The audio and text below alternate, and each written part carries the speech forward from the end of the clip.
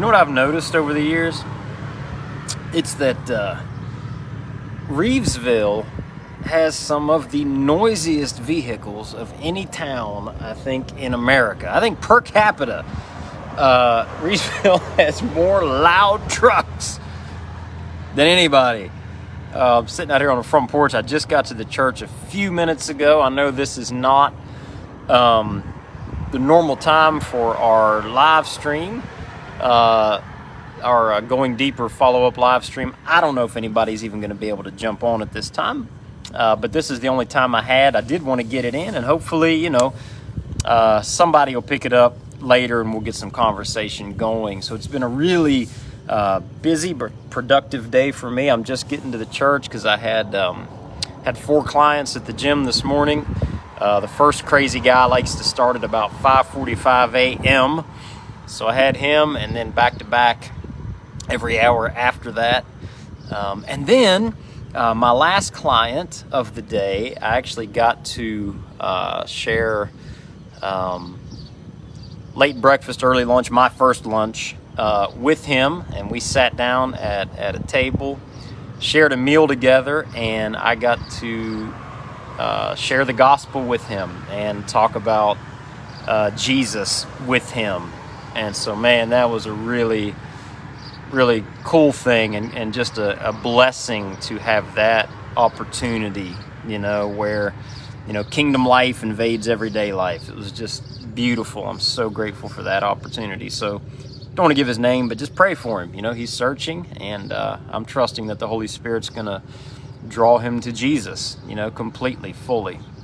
But anyway, this is our Going Deeper live stream. We're following up from Sunday. We just finished this 4-week series called Caretakers, talking about how to rejuvenate your spirit, soul, and body. This past Sunday was, we were talking about Sabbath and solitude, how Jesus worked both into his life. And if he did that, then we need it too, right? I mean, God created Sabbath for us. He didn't make us for Sabbath so that we could always, follow the rules, right? Got to follow the rules, got to, rest on Sunday, can't go out to eat, can't do this, can't do that, can't play sports. Not that kind of stuff. That's not what it's about. Jesus said in Mark 2 that Sabbath was made for us. We need it. We needed time to unplug, to rest, to focus on Jesus, to just go, and replenish ourselves. Same thing with solitude. We need moments, times every day where here comes one of those loud trucks. I'm telling you, man, Reevesville, famous for it. We need time every day where we can set aside to seek the Lord, to just let our minds rest, to hear from him, to silence the noise. So I was sharing Sunday that I did this experiment last week where I cut out about 80 to 90% of my social media consumption, which is ironic because I'm sharing this on social media. But I did. About 80 to 90%, I cut it out just to see what would happen. And it was amazing. Amazing. Amazing. I felt more rejuvenated physically. I felt more rejuvenated mentally. I connected with the Lord more spiritually. I connected more with my family and my kids. I enjoyed them more. It was unbelievable. And the interesting thing is that that's the only thing I changed. In fact, last week I was busier. Here comes another truck. Here we go. Woo! That's a gold truck. Go, Mr. Gold Truck. Last week I was busier than normal. I picked up 2 new clients at the gym. I had to work an extra day at the clinic. I didn't get my day off. And in spite of that, I still felt more rejuvenated in my mind, my body, my relationships, spiritually. And so I pondered on that. Why is that? And here's why I think it is. I think it is because all the negative stuff that social media pumps into your head, all the fear and the outrage and the anger and the us against them, it just wasn't going into my eyes and my ears and getting down in my soul. And for me particularly, the one thing that made the biggest difference for me, I don't know if it would be the same for you, but for me, the biggest difference was the comparison stuff.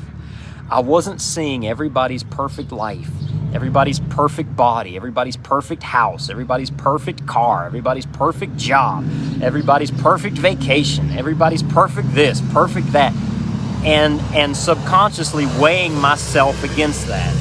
There's another one. And that, to me, more than the other stuff, it was like a cloud was lifted off of me. I kid you not. It's so simple. But man, when I started not comparing myself to everybody in this fake social media world and have that constantly pumping into my eyes and my ears and getting down in my soul, I was able to enjoy everything more.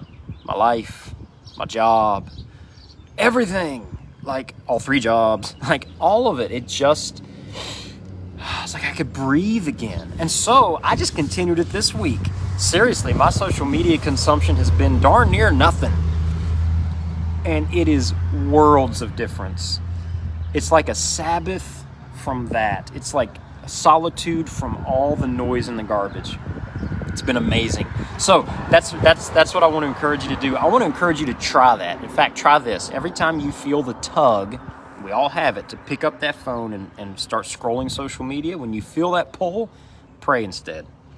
You know, you're going to feel the pull. Your brain is wired to see that flashing all day, every day. And if you don't have it for a few minutes, it starts to mess with you. Oh, I needed to see it. I just need to check. Oh, I just need to see. I just need to scroll. I just need to peek. Right? When you feel that urge, I'm encouraging you. When you feel the urge, stop and pray. Do something else. Whatever. Take a deep breath. Count to 10. Remember your favorite Bible verse. Do something to fill that. And eventually that need to scroll is gonna go away. And you, I bet, are gonna feel lighter, more free, less bogged down, less burdened, and I bet you're gonna be able to enjoy the presence of the Spirit and just the beauty of God's world and creation and presence around you more. So that's my challenge to you. And if you try it or have tried it, I want to hear how it goes. So leave me a little message in the comments below. Let's get a conversation going. I love you guys. Have a wonderful week. I got a ton of work to do, so I'm going to jump back inside. I will see you, most of you, Sunday. Love you.